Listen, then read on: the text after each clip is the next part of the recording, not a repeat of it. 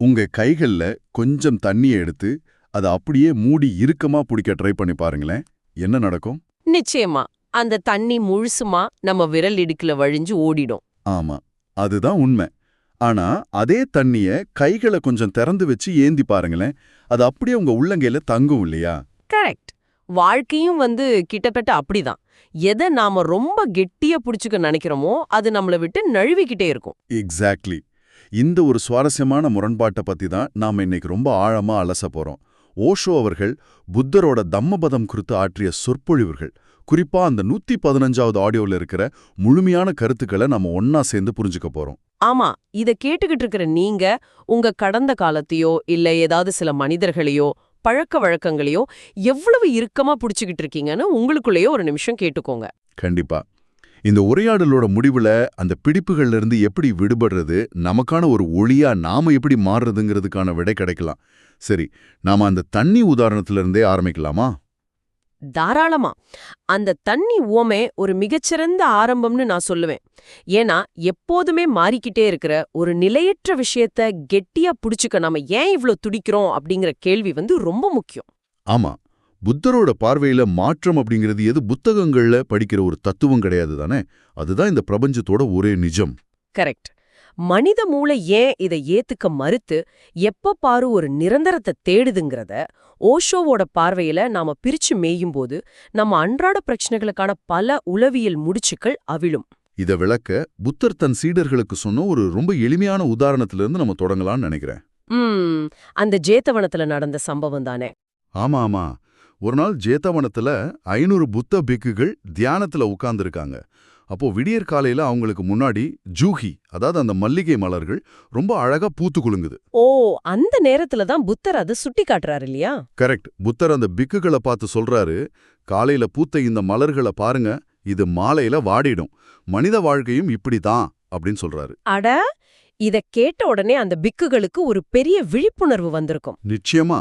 அந்த மலர்கள் வாடுறதுக்கு முன்னாடியே தாங்கள் தியானத்தோட ஆழத்துக்கு போகணும்னு அவங்க முடிவு பண்றாங்க.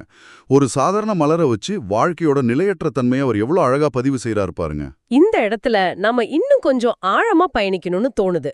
இது வெறும் ஒரு பூ வாடுற தன்மை பத்தினது மட்டும் இல்ல. வேற என்ன பெரிய தத்துவம் இதுக்குள்ள இருக்கு? இது மனித புரிதலோட அடிப்படை கட்டமைப்பையே கேள்விக்குள்ளாக்குற ஒரு இடம்.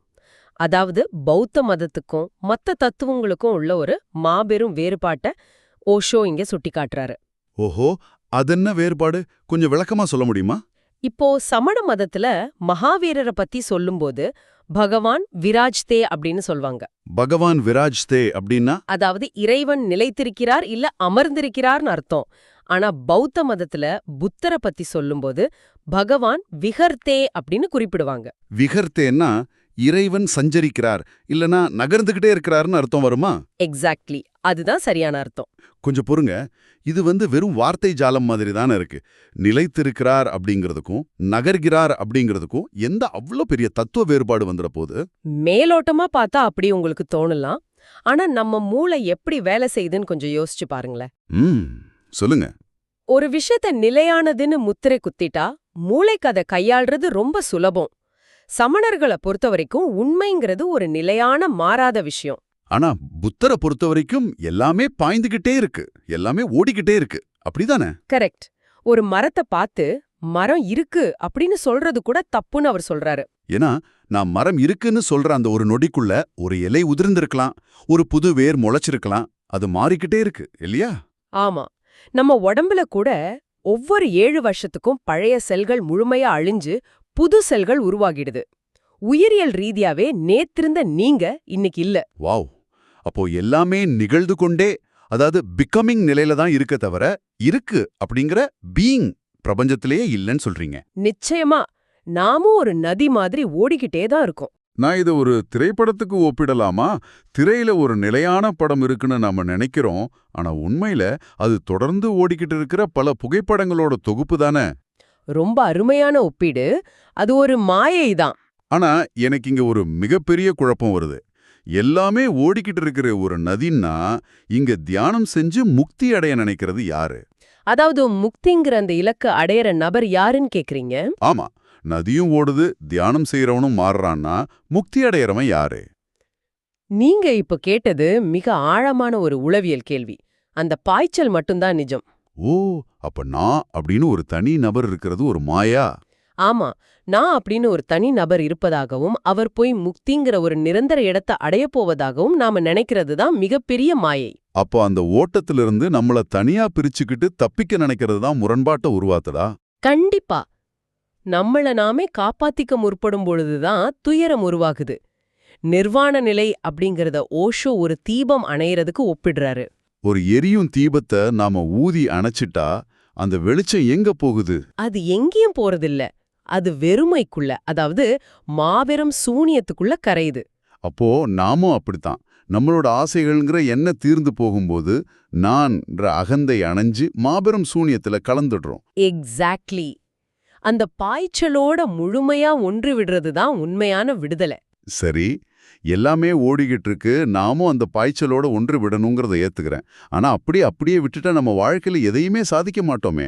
இது நம்மள சோம்பேறிகளா மாத்திடாதாங்கிற பயம் உங்களுக்கு வருது.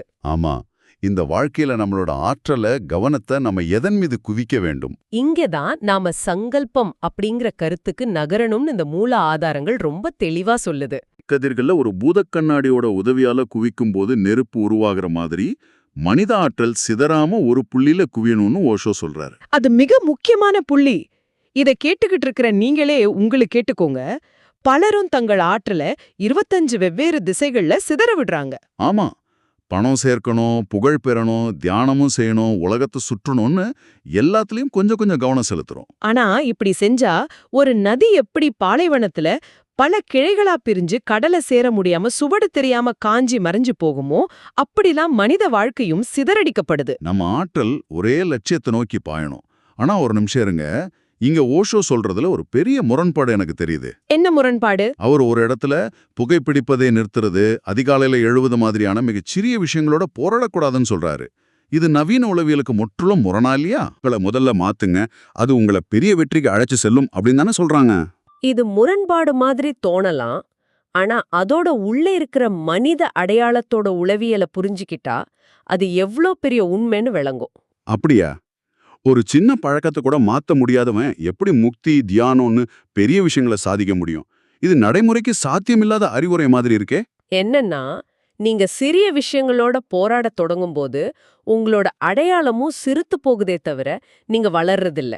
ஓ, அதாவது நான் ஒரு சின்ன ஆளு அப்படின்னு எனக்குள்ளே நான் நம்ப ஆரம்பிச்சிடுவேனா? ஆமா, ஒருத்தன் புகைப்பிடிப்பதை நிறுத்த போராடி தோத்து போறான். மறுநாள் அதிகாலை 5 மணிக்கு எழ நினைச்சு அலாரத்தை அணைச்சிட்டு தூங்குறான்னா அவனுக்கு தன் மீதே உள்ள நம்பிக்கை உடைஞ்சு போயிடும். என்னால ஒரு சின்ன பழக்கத்தை கூட மாத்த முடியல, நான் ஒரு பலவீனமான ஆள் அப்படின்னு ஒரு அடையாளம் அவனுக்குள்ள ஆழமா பதிஞ்சிடும். கரெக்ட். இதுக்காகத்தான் ஓஷோ ஈசாப் கதைய உதாரணம் காட்டுறாரு. ஒரு கழுதை சிங்கத்தை பார்த்து சண்டைக்கு கூப்பிட்டுச்சான். அடா, சிங்கம் சண்டையிடாம திரும்பி போயிடுச்சு இல்லையா? ஆமா, ஏன் தெரியுமா? ஒருவேளை சிங்கத்துக்கு தெரியும் கழுதையோட சண்டை போட்டு தோத்தா பெருத்த அவமானம். ஒருவேளை ஜெயிச்சாலும் ஒரு கழுதிய தோற்கடிச்சதுல என்ன பெரிய பெருமைன்னு மத்த விலங்குகள் சிரிக்கும். அதனால தானே? அதேதான். சிறிய எதிரிகளோட மோதுறதுல பெருமையும் இல்ல, தோத்தா மீளவும் முடியாது. உங்களோட லட்சியம் எவ்வளவுக்கு எவ்வளவு பெருசோ அந்த அளவுக்கு உங்களுடைய ஆற்றலும் விரிவடையும். வாவ், இது ரொம்ப டீப். ஒரு வீடு தீப்பற்றி எரியும்போது பல நாட்கள் பயணம் செஞ்ச களைப்புல உடம்பே வலிக்க படுத்திருக்கிறவருக்கு கூட தீய பார்த்தது எங்கிருந்தோ ஒரு அசுரபலம் வரும் இல்லையா? நிச்சயமா. தீயணைக்க அவர் போராடுவாரு. அதுபோல மிகப்பெரிய சவால்கள் தான் நமக்குள்ள தூங்கிக்கிட்டு இருக்கிற அதீத ஆற்றலை தட்டி எழுப்பும். அப்போ தியானம் அல்லது முக்தி மாதிரியான ஒரு மாபெரும் லட்சியத்தை நோக்கி நாம பயணிக்க தொடங்கும்போது இந்த சின்ன சின்ன பழக்க வழக்கங்கள்லாம் நம்மகிட்ட தானாவே உதிர்ந்துடும்னு சொல்றீங்க. எக்ஸாக்ட்லி. பெரிய இலக்கை தீர்மானிக்கும் போது பிரபஞ்ச ஆற்றலே உங்களுக்கு துணையா நிற்கும். இது என் சிந்தனையை முற்றிலும் மாத்துது. சின்ன எதிரியோட சண்டை போட்டா நாமும் சின்னதாவே மாறிடுவாங்கிறது எவ்வளவு பெரிய உண்மை. ஆமா, இது ரொம்ப முக்கியமான ஒரு வாழ்க்கை பாடம். சரி, இந்த லட்சியம் குவியாம ஆற்றல் சிதறும்போது நமக்குள்ள ஒரு முழுமையின்மை ஏற்படுது இல்லையா? அந்த வெற்றிடத்தை நாம வேற ஏதோ ஒன்ன வச்சு நிரப்ப பாக்குறோம். இது நம்ம உறவுகள்ல, குறிப்பா காதல்ல எப்படி பிரதிபலிக்குதுங்கிறத ஓஷோ விளக்குற விதம் ரொம்ப அருமையா இருக்கும். ஆமா, பிச்சைக்காரனோட காதல் மற்றும் பேரறிஞனோட காதல் அப்படின்னு 2 விஷயங்களை அவர் ஒப்பிடுறாரு. இத வச்சு பார்த்தா நம்ம திரைப்படங்கள்ல காட்டுற காதல்கள், நடைமுறையில மனிதர்கள் தேடுற காதல்கள் எல்லாமே ரெண்டு பிச்சைக்காரர்களோட கொடுக்கல் வாங்கல் தானா? உளவியல் ரீதியா அணுகுனா அப்படிதான் சொல்லணும். மனித ஈகோ அடிப்படையில ஒரு மிகப்பெரிய வெற்றிடத்தை உணருது. அதாவது அறியாமையில இருக்கிறவங்களோட காதல்ங்கிறது தங்களோட தனிமையையும் சலிப்பையும் போக்கிக்க ஒரு துணையை தேடுறது தானே? கரெக்ட். இது ரெண்டு பார்வையற்ற பிச்சைக்காரர்கள் ஒருத்தருக்கு ஒருத்தர் கையேந்துவதற்கு சமம்னு அவர் சொல்றாரு. கணவனுக்கு மனைவியிடமிருந்து ஏதோ ஒரு ஆறுதல் தேவைப்படுது, மனைவிக்கு கணவனிடமிருந்து ஏதோ ஒரு பாதுகாப்பு தேவைப்படுது. இருவருமே தங்களுக்கு ஏதாவது கிடைக்காதான்னு ஏங்குறாங்க. ஆனா உள்ள ரெண்டு பேருமே வெறுமையா இருக்காங்க. ஆட பாவமே, கொடுக்க எதுவும் இல்ல, ஆனா வாங்க துடிக்கிறாங்க. நீங்க சொல்றத பார்த்தா மனித உறவுகள் எல்லாமே வெறும் சுயநல தேவைகளோட தொகுப்புன்னு ஆயிடாதா? அப்படி ஆகிடுதேங்கிறது தான் நிதர்சனம். அப்போ கணவன் மனைவி கடையில நடக்கிற சண்டைகளுக்கு காரணம் அவங்க மோசமான மனிதர்கள்ங்கிறது அல்ல. ரெண்டு பேருமே மற்றவரிடமிருந்து எதையாவது எதிர்பார்க்கறாங்க. ஆனா இருவராலும் அதை கொடுக்க முடியலங்கிறது தான் உண்மை. அப்படி என்றால் உண்மையான காதல் அல்லது ஒரு ஞானியோட காதல் அப்படிங்கிறது எப்படி இருக்கும்? எந்த எதிர்பார்ப்பும் இல்லாம மனிதர்களால உறவாட முடியும். ஒரு ஞானியோட காதல்ங்கிறது தனக்குள்ள இருக்கிற வெற்றிடத்தை மற்றவரை தேடுறதில்ல.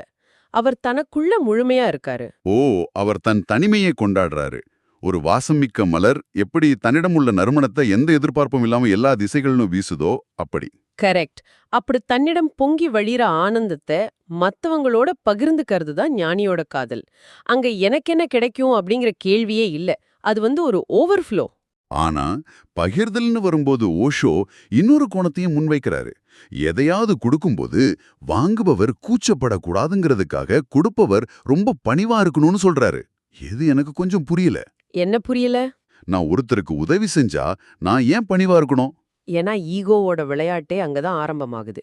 நீங்க யாருக்காவது ஒரு பொருளை கொடுத்துட்டு ஒரு பெரிய ஆளா ஆணவத்தோட நின்னா வாங்கியவரோட சுயமரியாதையை நீங்க காயப்படுத்துறீங்க. ஓ, உளவியல் ரீதியா நாம அவரை ஒரு யாசகனா உணர வச்சிடுறோம். ஆமா, அவர் உங்க உதவிய ஒரு நாளும் மன்னிக்க மாட்டார். என்றைக்காவது ஒரு நாள் உங்களுக்கு துரோகம் செய்வார் அல்லது பழிதீர்ப்பார்னு ஓஷோ சொல்றார். அதனாலதான் வலது கை கொடுப்பது இடது கைக்கு தெரியக்கூடாதுன்னு சொன்னாங்களா? வாவ். கண்டிப்பா. எதிர்பார்ப்பில்லாம குடுக்கறதுல உள்ள ஆனந்தத்தை சமஸ்கிருதத்துல பிரமோத் அப்படின்னு சொல்வார்கள். வாங்கியவர் உங்க உதவியை ஏத்துக்கிட்டாரு அப்படிங்கிறதுக்காக நீங்க அவருக்கு நன்றி சொல்லணும். அதுதான் உண்மையான பகிர்தல். உண்மையான பகிர்தலுக்கும் வியாபாரத்துக்கும் உள்ள வித்தியாசத்தை நீங்க மிக தெளிவா சொல்லிட்டீங்க. சரி, எல்லாமே நிலையற்றதுன்னு நம்ம மூளைக்கு புரியுது. எதையும் எதிர்பார்க்க கூடாதுன்னு தெரிஞ்சிடுச்சு.